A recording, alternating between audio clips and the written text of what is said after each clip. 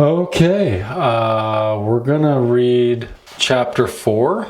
It's called Power and Control. This is the book Narcissism. This is just ridiculous. I kind of wanted to do this whole thing where each chapter I read, I become more and more visually narcissistic, where there's just like pictures of me all over the place. Okay.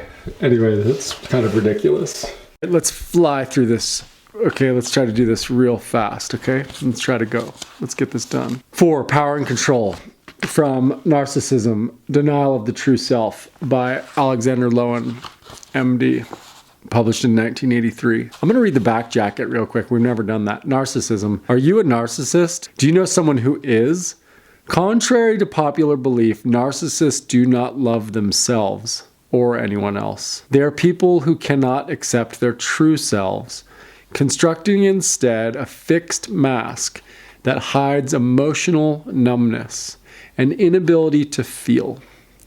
In this groundbreaking study, Dr. Alexander Lowen, a world-renowned psychoanalyst, uses his extensive clinical experience to demonstrate how feeling can be restored and the integrity of the self regained.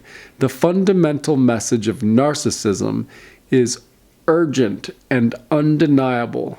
Feelings and their expression are of primary and unequivocal importance. We are what we feel, not what we do. All right, here we go. Let's dive in. Chapter 4, Power and Control.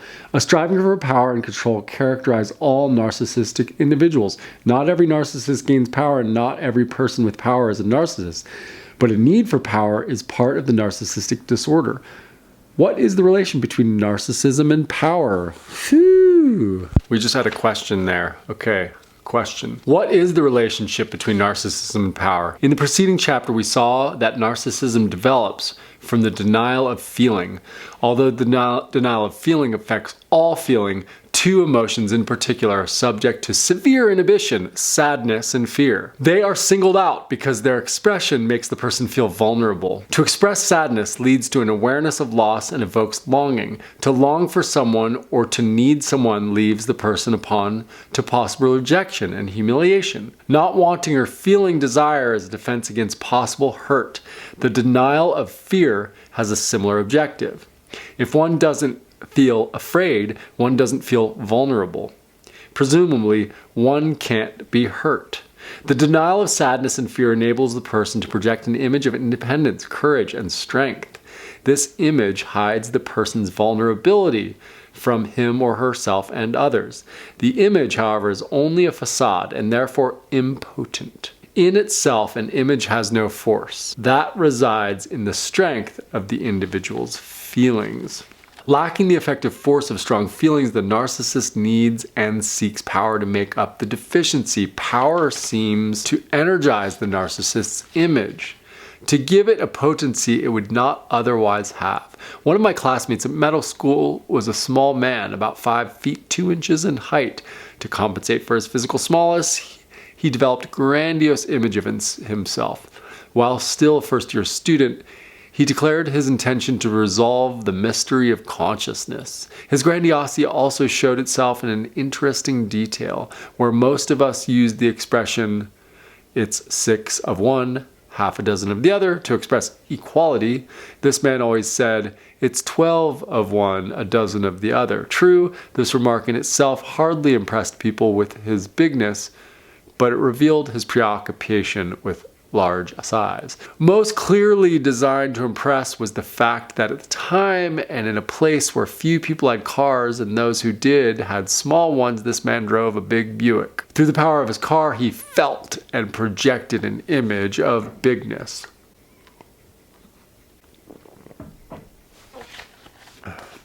With enough money or power, one can endow an image without seeming significance or force. With a bomb or a gun, the weakest people can see themselves as a powerful force in the world. And in fact, they are. They have a power to destroy that the average person doesn't have. All of us are vulnerable to being hurt, rejected, or humiliated, yet not all of us deny our feelings, try to project an image of invulnerability and superiority, or strive for power. The difference lies in our childhood experiences. As children, narcissists suffer what analysts describe as a severe narcissistic injury, a blow to self-esteem that scars and shapes their personalities. This injury entails humiliation, specifically the experience of being powerless, while another person enjoys the exercise of power and control over one. I don't believe that a single experience shapes character. But when a child is constantly exposed to humiliation in one form or another, the fear of humiliation becomes structured in the body and in the mind. I want to disagree. I do think a single experience can shape character, like a severe accident can shape character. I know of children who've fallen out of trees and broken their backs, and it's shaped their entire future. So a little disagreement there.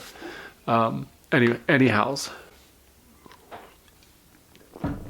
such a person could easily vow, when I grow up, I'll get power, and neither of you nor anyone else will be able to do this to me again.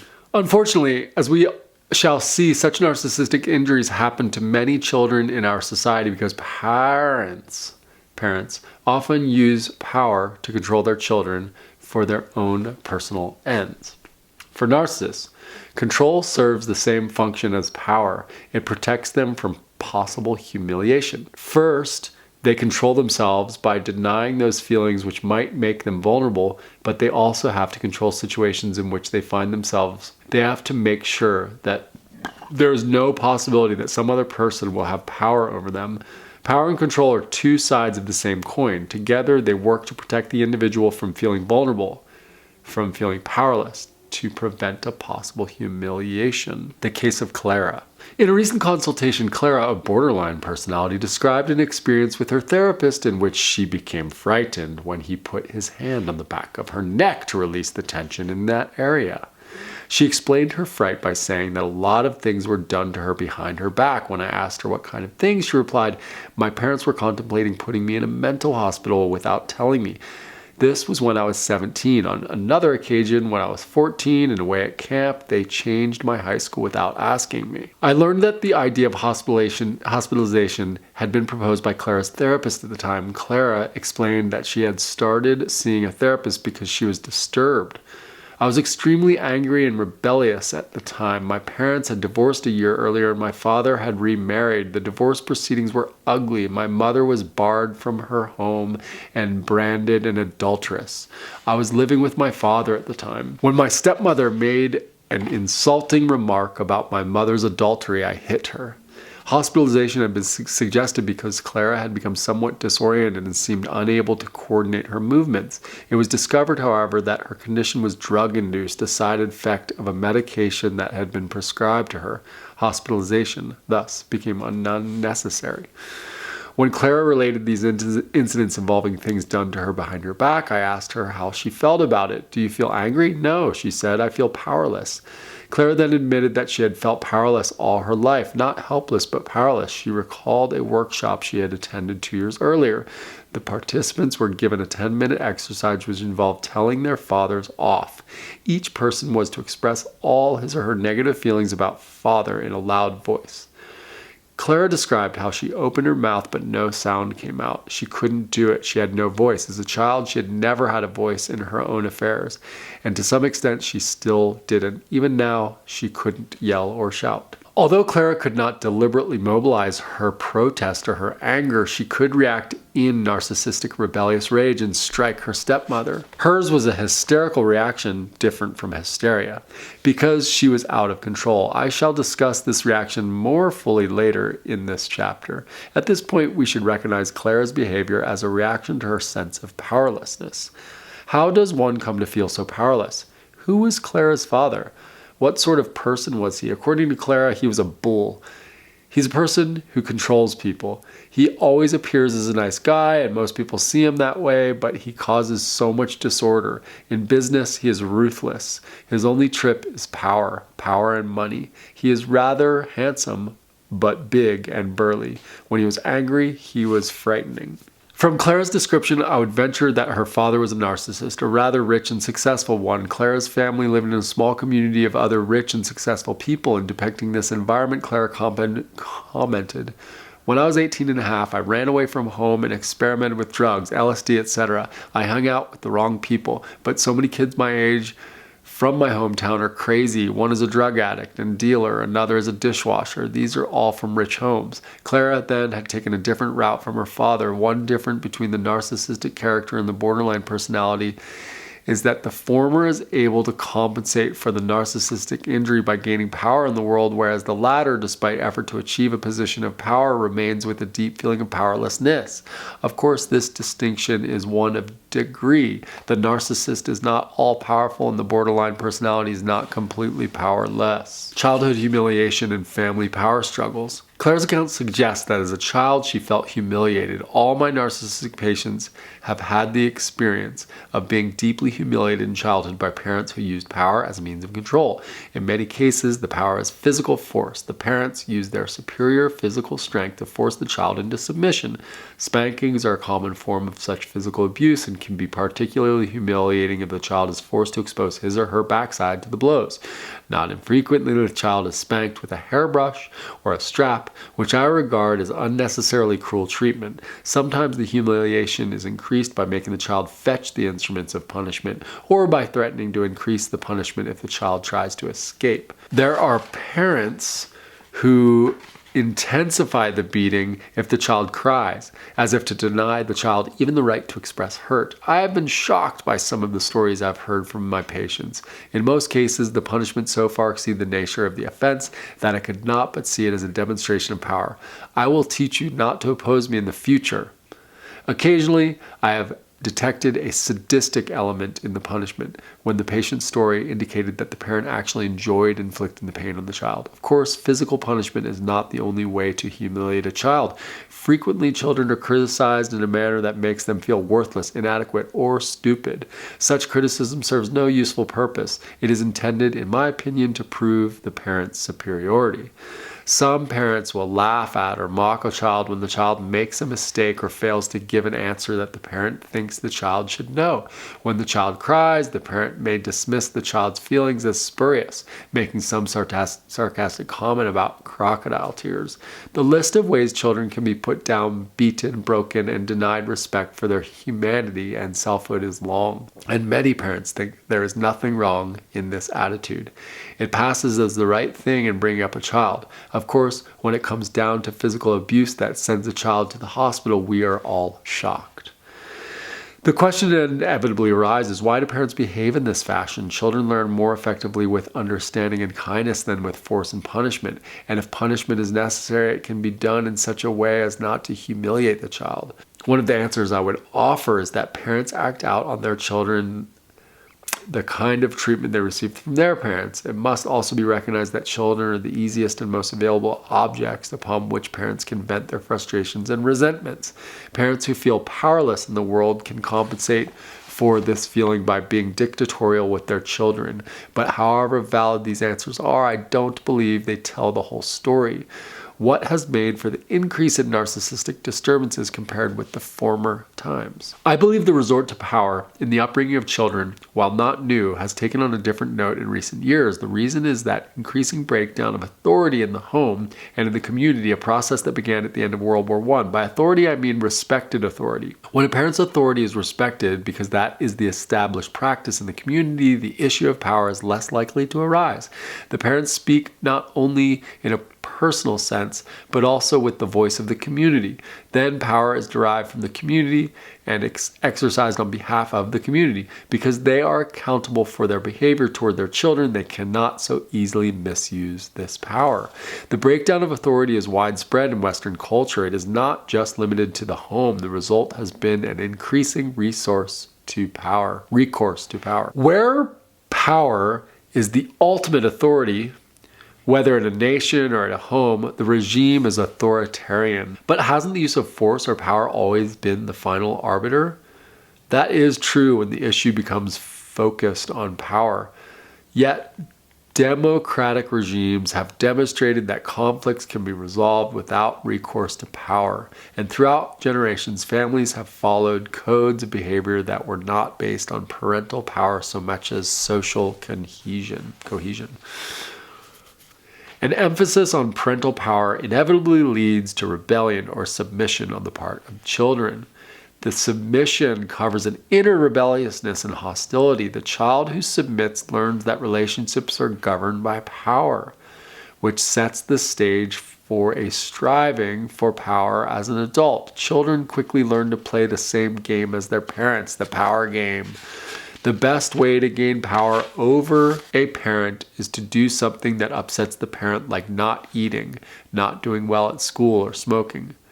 Faced with such quietly destructive behavior, parents often become desperate and offer to give the child what he or she wants if the child yields. But since yielding means a loss of power, the threat of rebellion must be always present. Once a power struggle develops between a parent and a child, neither can yield and neither can win. The conflict between parent and child generally stems from the parent's desire to shape the child in accord with some image in the parent's mind and in the child's resistance to this effort. The use of superior force by the parent is only one of the tactics employed in this struggle. At a very young age, children are helpless and completely dependent. They can easily be controlled through any strong expression of parental disapproval or by physical force and punishment. With older children, seduction may be increasingly employed as a means to keep control. A promise of specialness and intimacy is offered if the child will go along with the parent's wishes. That was the pattern of my childhood. When I was very young, my mother pinched me to keep me still and make me yield to her wishes. Then as a young boy, I was punished for disobedience by being made to stay home indoors when I wanted to go out and play with other children. Later, however, my mother let me know how important I was to her. Instead of asserting power through force, she shared her pain and disappointments with me. She expressed her hope that I would take care of her when she got older. I was to fulfill her dreams as my father had not. I knew I was special to her, and in some ways I fulfilled those dreams. Cheers, Mom. All right. The struggle for power between a parent and a child is usually part of the bigger struggle for power that goes on between husband and wife. The war of the sexes takes place mostly in the family. Such a struggle went on between my mother and my father. My father wanted sex and pleasure from my mother, but she wanted him to bring home more money. Her power lay in withholding sex. She made him ask for it and yielded grudgingly. But my father retaliated. His power lay in his control of the money. He made my mother ask for it, and he doled it out grudgingly. She humiliated him on one level, and he humiliated her on another. It was a cat and dog fight, which went on until I grew up and left home, after which it seems they resigned themselves to the situation. Each parent appealed to me to understand his or her position, and I did understand. My mother was justified in her demand that she be given a definite allowance each week to run the household. My father was justified in claiming that he worked like a dog to make what little he did and that he deserved some pleasure. He did work hard, although inefficiently. I was torn by their struggle, just as Linda was torn by the struggle in her family. The effect on me was twofold. I realized that money represented power, and I became determined to make enough money so that I could not be humiliated by women. However, out of sympathy for my mother's position, I could not easily use money as a means of control. But why should I fear humiliation by a woman? Why should I have to prove my worth to be entitled to her sexual favors? The answer is that I felt guilty about my sexual desires. I was made to feel ashamed of my sexual feelings, and I was indoctrinated with my mother's anti-sexual bias. She believed that a man used a woman sexually, but why did I buy her bias? Since sexual feelings were a source of pleasure for me, two reasons suggest themselves. One is an unfulfilled oral longing which made me want to be close to her at almost any cost. The second is her offer of specialness which I could not resist. The effect was to make me insecure about my sexuality and thus to undermine my manhood. Okay, here we go. Now I was special and superior on one hand, but insecure and ashamed on the other. If I presented myself in the superior pose, I was afraid that I could be exposed as the opposite. Every narcissist has his deep fear of humiliation because his grandiose image covers an underlying sense of inadequacy. Power is a way to protect oneself against humiliation. It is a means of overcoming a feeling of inferiority. It is an antidote for sexual impotence. This last statement should not be read to mean that every person who has power is sexually impotent. It does mean that individuals who are sexually impotent wish or openly strive for power. The child who's made to feel special becomes the center of the parental power struggle, and his position becomes particularly critical during the Oedipal period. Asterix. In the book Fear of Life, I showed how the acquisition of power by human beings created the Oedipal situation, which stems from the struggle for power in the family. Through power, man asserted his domination over nature and over women, whom he identified with nature. Politically, women become second-class citizens, and under Roman law, their property belonged to their husbands. Women today are still struggling against the injustices of this system. If he is a boy, he becomes a competitor of his father, since he is set up as superior to his father by his mother. A girl becomes the rival of her mother for her father's love through his special interest in her. As a result, the child is trapped in a desperate situation. There is always the danger of the same-sex parents' hostility on one side, and on the other a fear of incest or humiliating rejection if one responded sexually to the seduction. In almost all cases, the seductive parent is also a rejecting parent. At this age, the fear of incest is the physical fear of the seemingly powerful adult genital organ. Unfortunately, there's no way out of this kind of Oedipal situation for a child except by cutting off sexual feelings. The child doesn't cut off genitally, but sexuality. That is, the melting sensations in the pelvis, which are the basis of sexual love. But this cutting off of feeling amounts to a psychological castration and leaves the person orgastically impotent. I strongly believe that this impotence is the basis, on the deepest level, of the striving for power. To be subject to another person's power is humiliating experience. This insult to the person's ego can be wiped out only by reversing the situation, namely, by gaining power over the person who inflicted the narcissistic injury. A person can, of course, submit to the domination, but such submission covers a deep hate. Obviously, there can be no love in a relationship when power plays an important role. I'm going to read that paragraph again because this is a paragraph to come back to over and over.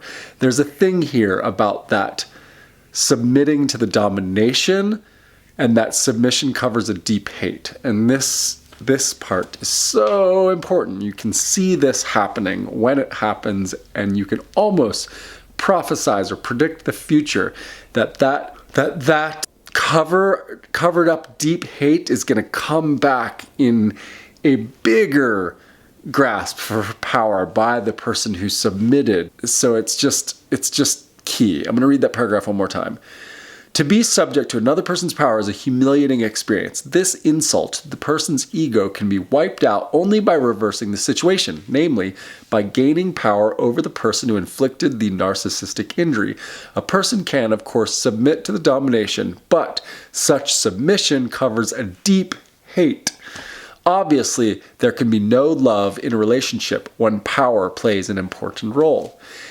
These considerations are important to an understanding of the power struggles that go on in families. In these fights, the issue is rarely the right or wrong of an action, but who is going to have his or her way.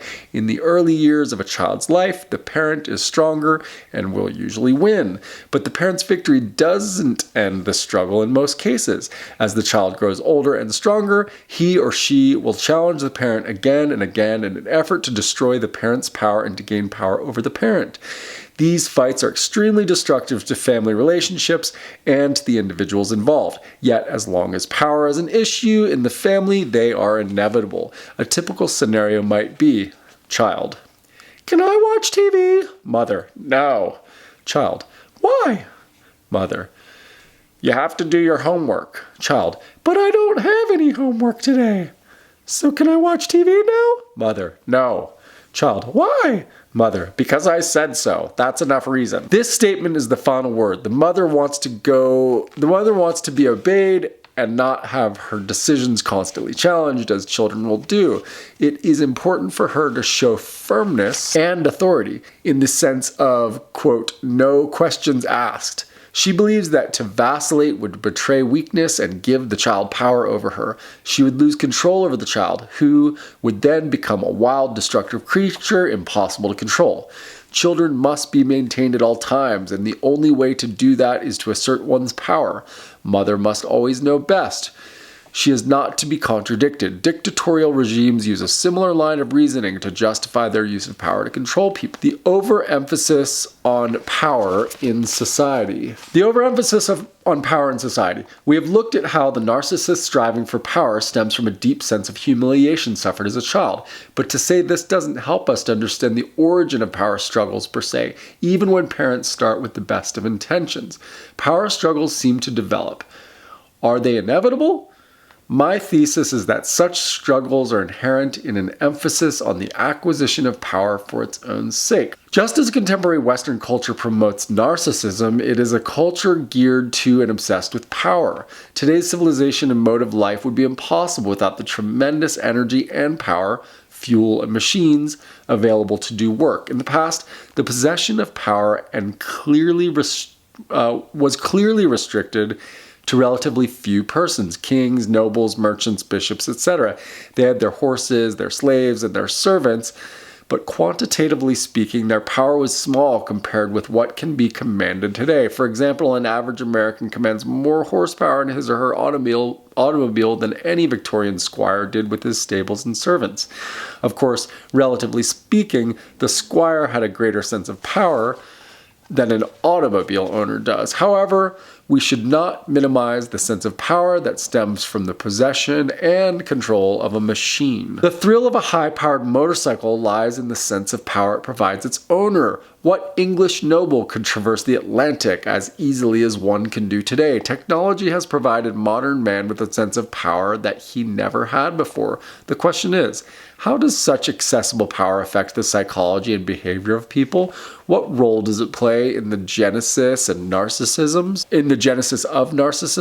It would be easy to say that power goes to one's head, inflating one's ego and turning one into a narcissist, but that is not the way narcissism develops. It grows out of the denial of feeling, the loss of self, and the projection of an image to compensate for that loss. In what way does power further that process? To understand that, we must start with the observation that power has a seemingly irresistible allure. Almost everyone wants power. Okay. The most obvious advantage to having power is the material reward that accrues to the person with power. The king usually lives in a palace, the president of a country in a magnificent house, and the head of a large company in a mansion. In every way, their standard of living is superior to that of the average person, and they command the services of others to do the routine chores that most of us have to do ourselves. There is no question about the fact that power brings with it many material prerogatives. I can never pronounce that word. Prerogatives, which are an important consideration in the desire for power, but they are not its most basic feature. The struggle for power is not always between the haves and the have-nots. In feudal times, most wars were fought by a king who lived in one castle against a king who lived in another. Since for the most part, each of these kings had all the material comforts and conveniences available, material need cannot be regarded as the major factor leading to the wars. Wars were waged by rulers to increase their domain and extend their control. In other words, to enlarge their power. True victory did increase the winner's possessions and his wealth, but those were more important as symbols of power or as a means of power than as objects that directly added to comfort or pleasure. How many jewels a monarch wears bears no relation to human needs. Why then can't he or she have enough. In the final analysis, jewels are status symbols, which is true of so much of our wealth. The limousine and executive rides may be more comfortable than an ordinary car, but it is also vastly more prestigious. A palace is really more a showplace than a home. I got a little distracted there because part of my mind was like arguing a little bit with what that power confers status. Isn't that a valid objective? We're all status seekers, and so are many other animals. Among chickens in the barnyard, there's a pecking order reflecting the status of each hen. Status plays an important role in regulating relations among all animals that live in groups such as flocks or hunting packs. In such groups, a hierarchy is quickly established among the individual members. Status or position in the hierarchy determines precedence in the two most important functions in animal life: access to food and to mating. Translated into human terms, this means that the king would get the best food and the fairest lady, which was in fact the practice in the past. Among animals, this ensures the reproduction of the strongest and best adapted members. One might speculate that a similar system operated in early human societies. Presumably, the chiefs would have been the strongest, bravest, and wisest, possessing qualities that would promote the welfare of their people. If their mates also possessed these qualities, their offspring would, in most likelihood, inherit them. But these considerations are biological, not psychological. Neither a king nor a queen is thinking about the survival of the fittest in their amorous activities. Their attraction to each other is physical, and their motivation is the pleasure to be derived from their mating, not the product of that activity. Or that is what one might like to think. As it is, or rather was, kings did not marry for pleasure as much as for power, and royal sex was often charged with the need to produce an heir. But there was a time when kings were the strongest and bravest, and queens the fairest in the land. At least according to our myths and fairy tales. The fairest lady holds out a promise of greater sexual pleasure for the man, just as the strongest and bravest man holds out a similar promise to the woman. These are not false promises when they are based on the bodily reality of the persons.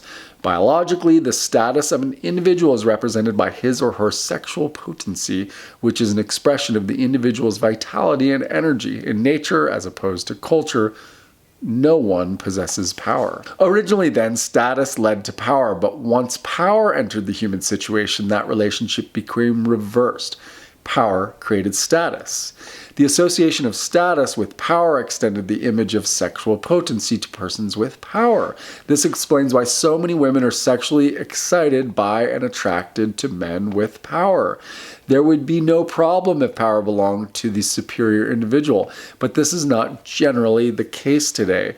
The reverse is often true. The man who needs and seeks power is in most cases relatively impotent sexually. Power is his way to compensate a lack of sexual potency. The question that arises is, how do women fit into this scheme? Do women narcissists seek power to compensate for some sense of sexual inadequacy? Yes. Power is the antidote to feelings of inadequacy and insensitivity on both the personal and the sexual levels, and women are as subject to those feelings as men. Like any man, they can strive for power in the worlds of business, politics, sports, etc. I'm talking here about the need for and the striving for power, but power can also be acquired by a woman because of her superior abilities in any field of activity. Would this enhance her sexual appeal, as it does in the case of a man? It should, since psychologically power is equated with superiority, which on a physical level translates into more energy and vitality. However, many men are frightened of women with power, and so their sexual appeal would be limited to men who considered themselves their equal. In the past, power had generally been reserved for men, forcing many women to use their sexual charms to gain power, often considerable power. Thus, I might venture to say that in the case of men, power equals sexual potency, whereas in the case of women, sexual appeal equals power. In my opinion, it is a mistake to believe that the psychology and the behavior of men and women are congruent. I'm going to read that sentence one more time. Alexander Lowen, he says, in my opinion, it is a mistake to believe that the psychology and the behavior of men and women are congruent. Few women that I know or have treated have ever complained about their inability to satisfy a man sexually, as some men do about their inability to satisfy a woman, that is, bring her to climax. On the other hand, few men feel used when they engage in sex with a woman. Men can't have sex without a strong desire manifested in an erection, while women can engage in sex with minimum feelings. Their bodies are different. Women's bodies tend to be softer, in consequence of which they tend to be more in touch with their feelings. However, this seems to be changing as women go in for bodybuilding in the same fashion as men.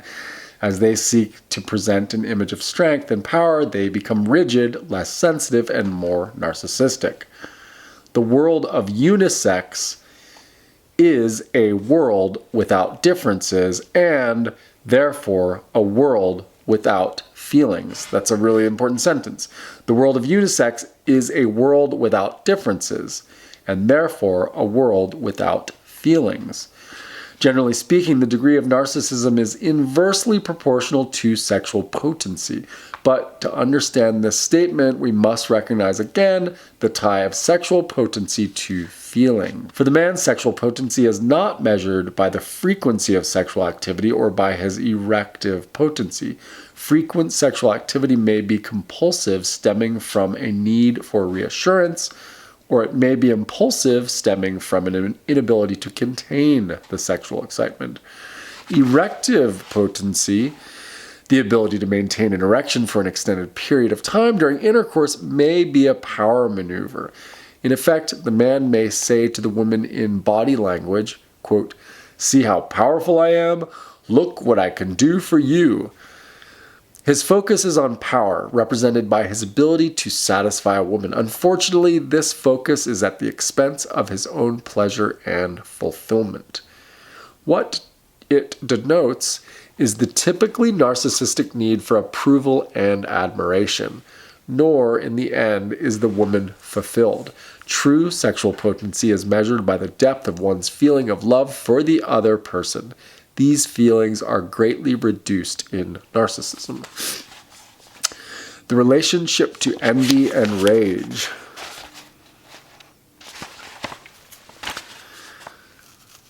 The relationship to envy and rage. As we have seen, the symbolic identification of power with sexual potency underlies the great allure of power. That identification enables us to understand a number of reactions to power. Why is it, for instance, that those who play the power game never seem to feel that they have enough power? To answer that question, we must recognize that while the identification is valid on the ego level, it is an illusion on the bodily level. Power can energize the image, but it does nothing for the self and feelings. In fact, as we have seen, an overinvestment in the image weakens the self. By the same token, an overinvestment of energy in the struggle for power reduces the amount available for sexual pleasure. Misguided about the true source of sexual potency, the person seeks more power. The equation of power with sexual potency also sheds light on why powerlessness is experienced with such humiliation. On some level of the personality, the feeling of being powerless is equivalent to being castrated, to use the male analogy. Very frequently, a person whose power is threatened reacts to that threat as if it were a threat of castration. Both envy and rage can be related to this idea. An important aspect of the nature of power is the envy it evokes in others. I want to read that sentence again. An important aspect of the nature of power is the envy it evokes in others. Power seems to confer on its possessor a mantle of superiority, specialness, and sexual potency, which the envious person desperately wants because he feels himself on some level to be inferior, unimportant, and impotent. If power evokes envy, it creates fear and leads to hostility. One tends to distrust the person with power because one feels vulnerable in the face of power. On the other hand, the person with power must distrust those who lack it because of their envy. Where power is great, one can easily become paranoid. The saying, "Uneasy lies the head that wears the crown," reflects an ancient wisdom. Every person with power is vulnerable to the machinations of those who want that power. History is replete with plots to overthrow rulers. Rulers must constantly be on the alert to this danger. They can never be absolutely sure who their friends are. Someone keeps texting me. Let's see who this is. Yo. Hey. I got you. You did catch me. Dude, how you doing? I'm doing good, man. Few women that I know or have treated ever complained about their inability to satisfy a man sexually as some men do about their inability to satisfy a woman. That is, bring her to climax. On the other hand, few men feel used when they engage in sex with a woman. Men can't have sex without a strong desire manifested in an erection, while women can engage in sex with minimum feelings. Their bodies are different. Women's bodies tend to feel softer, in consequence of which they tend to be more in touch with their feelings. However, this seems to be changing as women go in for bodybuilding in the same fashion as men. As they seek to present an image of strength and power, they become rigid, less sensitive, and more narcissistic. The world of unisex is a world without differences and therefore a world without feelings. Generally speaking, the degree of narcissism is inversely proportional to sexual potency, but to understand this statement, we must recognize again the tie of sexual potency to feeling. For the man, sexual potency is not measured by the frequency of sexual activity or by his erective potency. Frequent sexual activity may be compulsive, stemming from a need for reassurance, or it may be impulsive, stemming from an inability to contain the sexual excitement. Erective potency, the ability to maintain an erection for an extended period of time during intercourse, may be a power maneuver. In effect, the man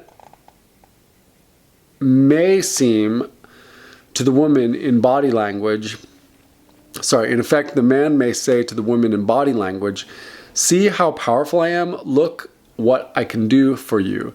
His focus is on power, represented by his ability to satisfy a woman. Unfortunately, this focus is at the expense of his own pleasure and fulfillment. What it denotes is the typically narcissistic need for approval and admiration, nor in the end is the woman fulfilled. True sexual potency is measured by the depth of one's feeling of love for the other person.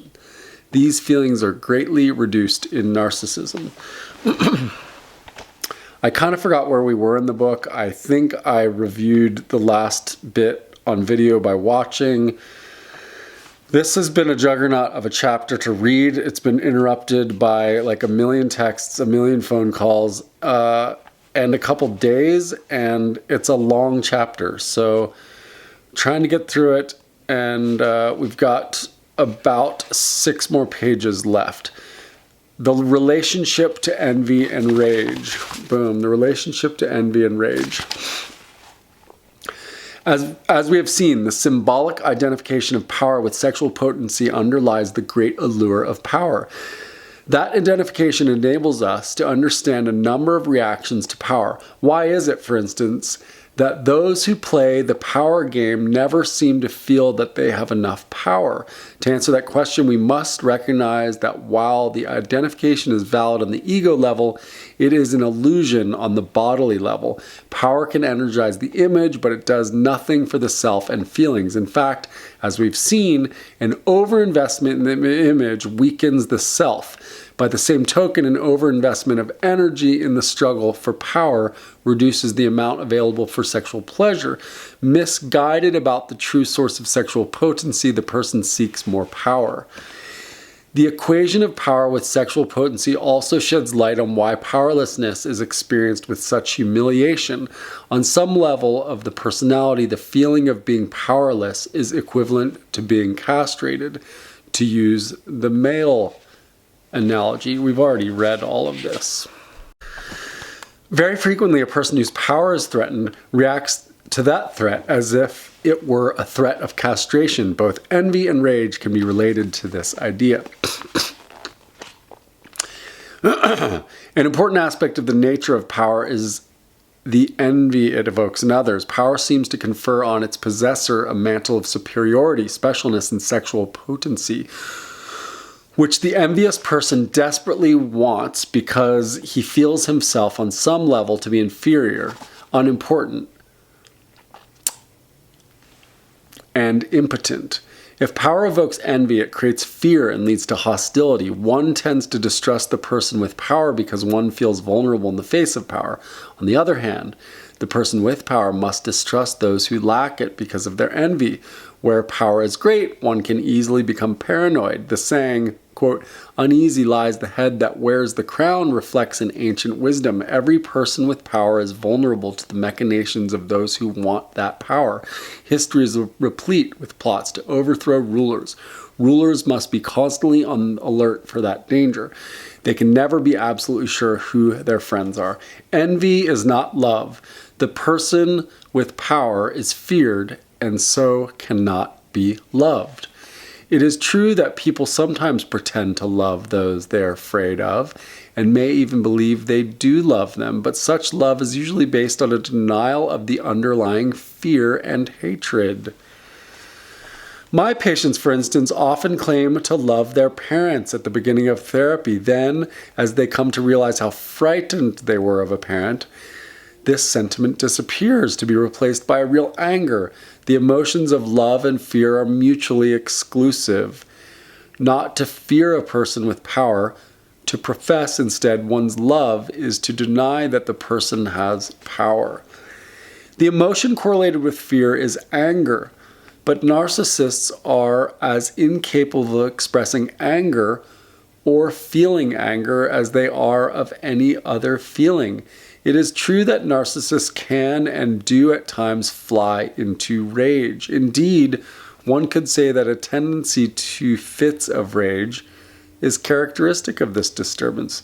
Isn't rage the same as anger? Although there is a strong element of anger in an outburst of rage, the two expressions are not identical. This is important. Rage has an irrational quality. Just think of the phrase, a blind rage. Anger, in contrast, is a focused reaction.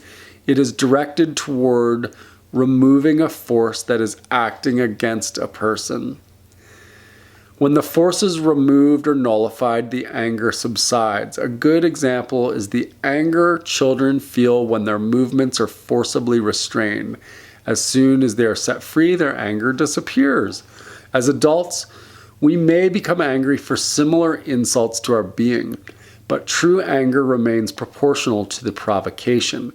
It is a rational response to an attack. Thus, a verbal insult does not immediately lead to a fist fight, and the anger recedes after an apology.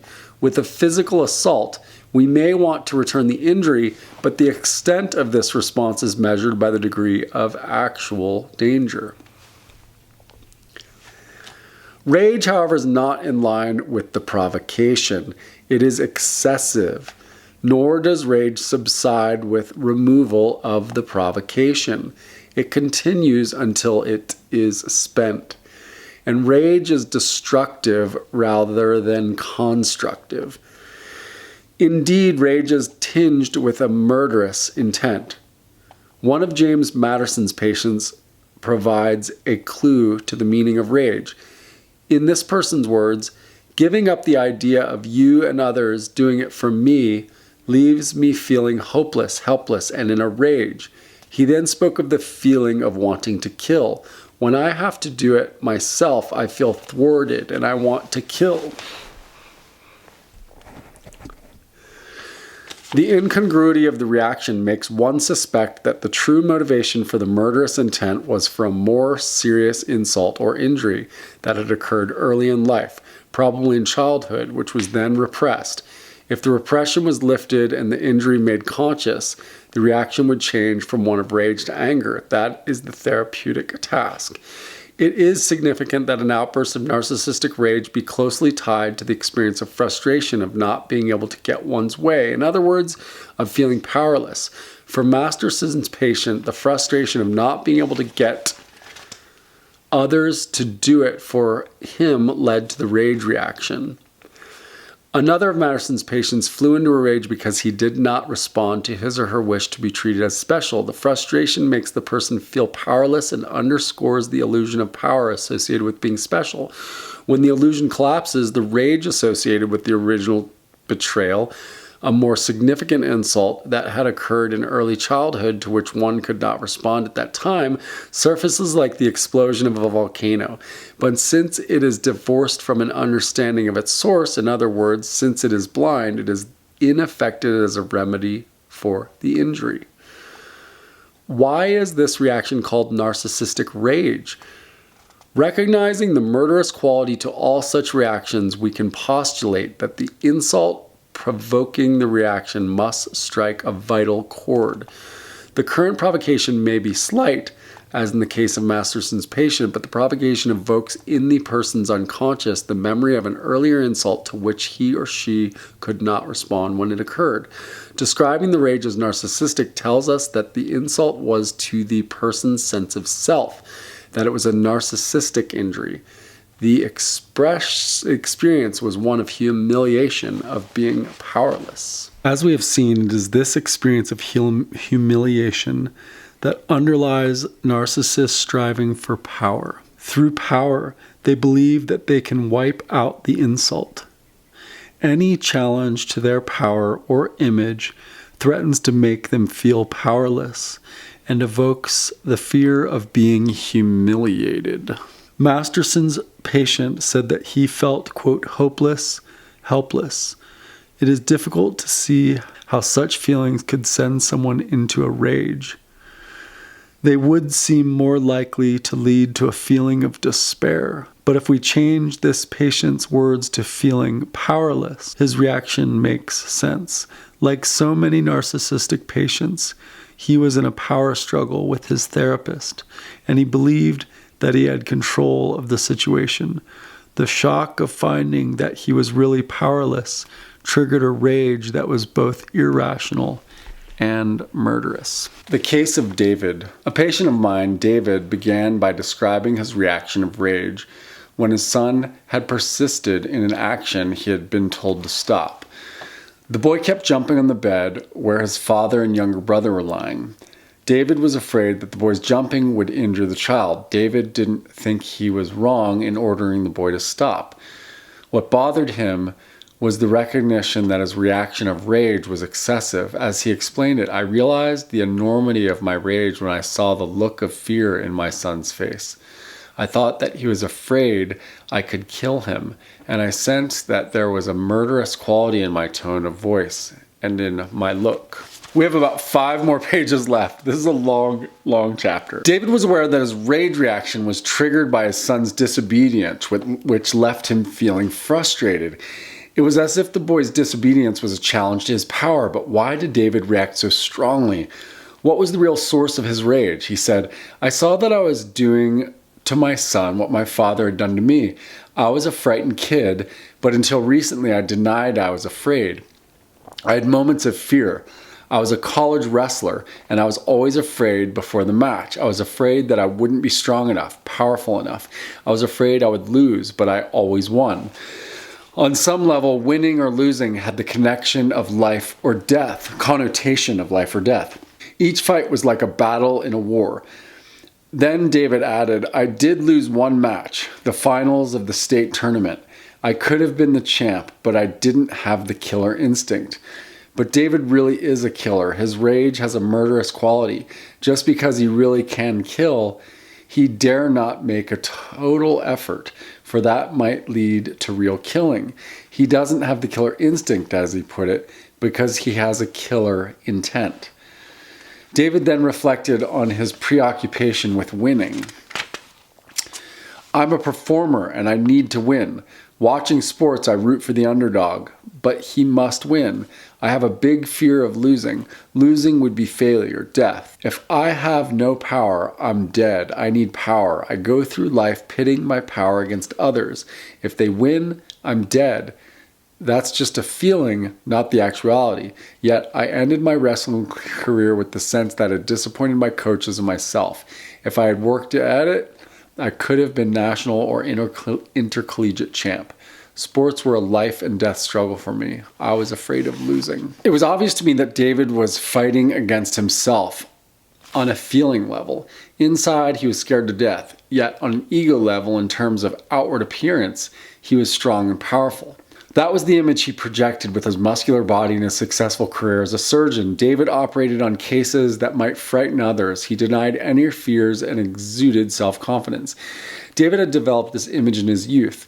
He explained that he had tried to be the kind of kid a parent would love, a model son, smart, athletic, good-looking, well-behaved. But did he feel he was that?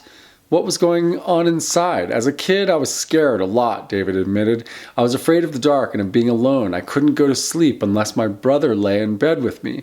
I'm still that way. I can't stand being alone for more than 15 minutes. When I asked David who had scared him as a child, he didn't know. But then he mentioned that his father used to beat him with a strap and that his mother hit him with a shoe. As he now recollected, I used to have nightmares and my father would slap me to wake me up. I used to be sent to my room and I wanted to kill myself to get even.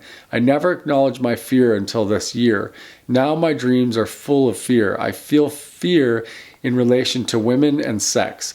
I'm afraid I won't be able to perform. I never acknowledged that fear before. What frightens me most is when I do not have control over a situation. I'm scared of illness. Masterson explains the self-destructive tendency associated with rage. David's wish to kill himself rather than his father, as the quote attempt to master it, the rage by internalizing it, using the mechanism of identification with the aggressor.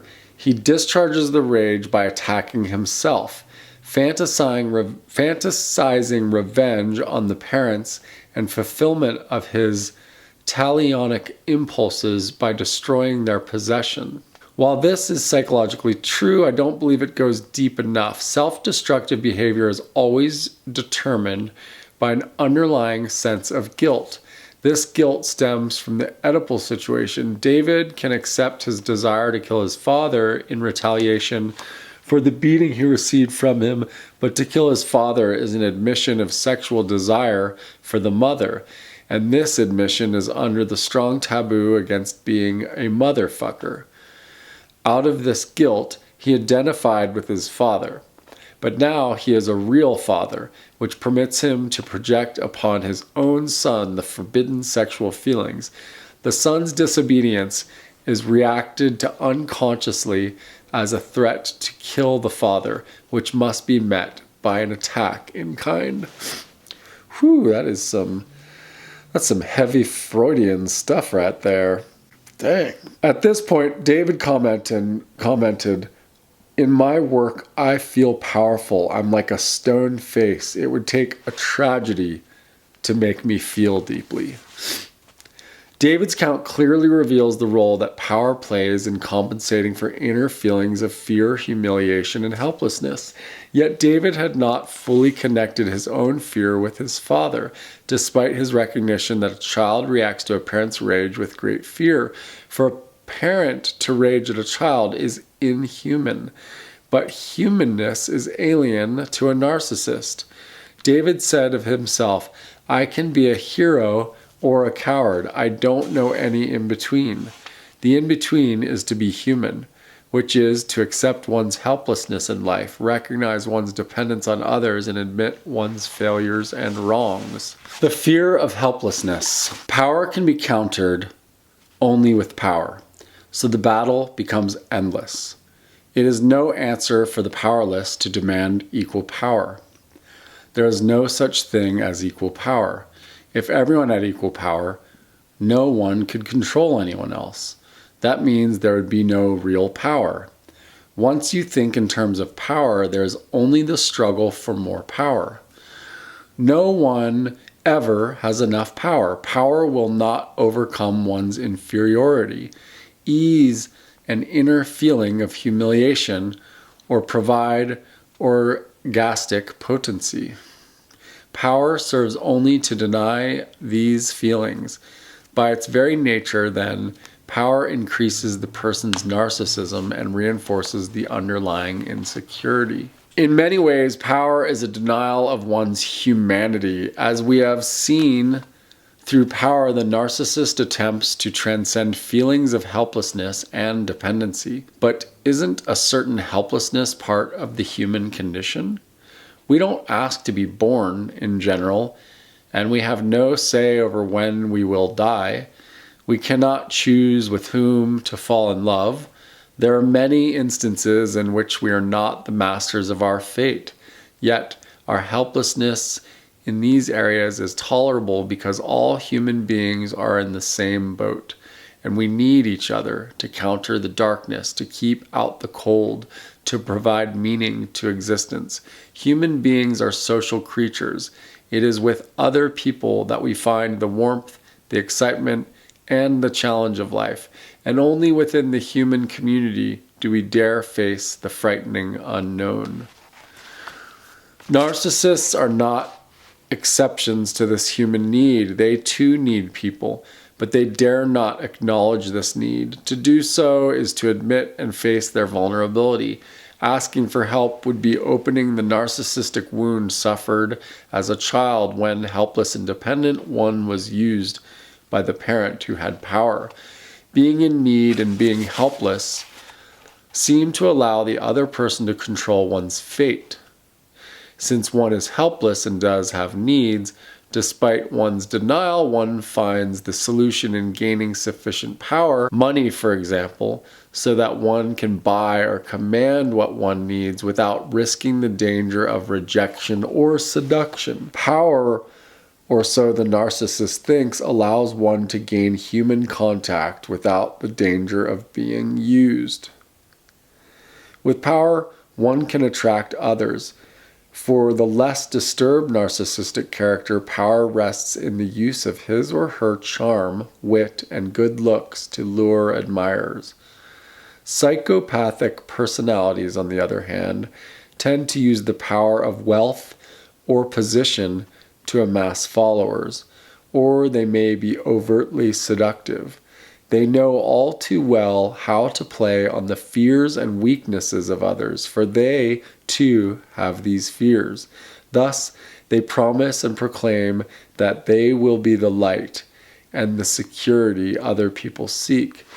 In their own minds, they hold themselves out as superior, believing they don't need anyone, and they often seem superior because human anxieties do not plague them.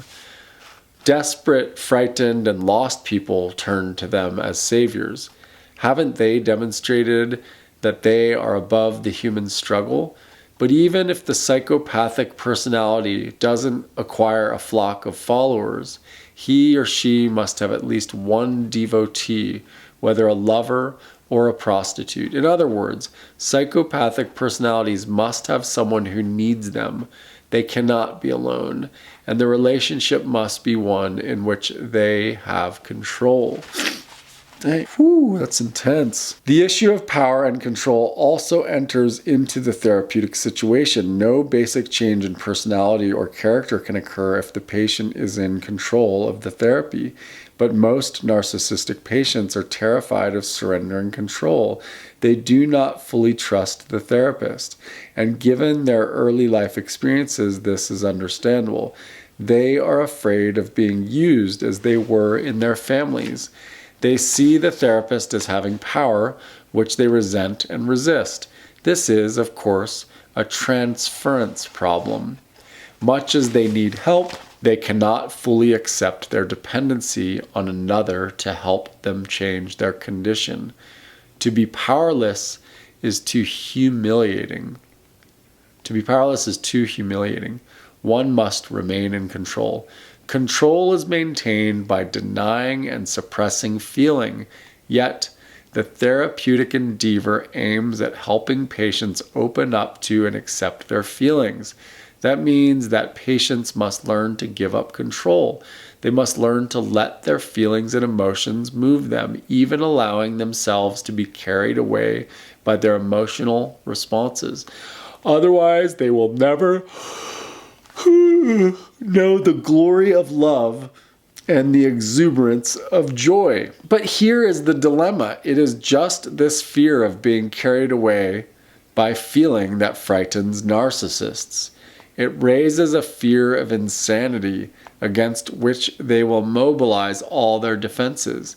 In these patients' minds, to lose control of oneself is equated with going crazy.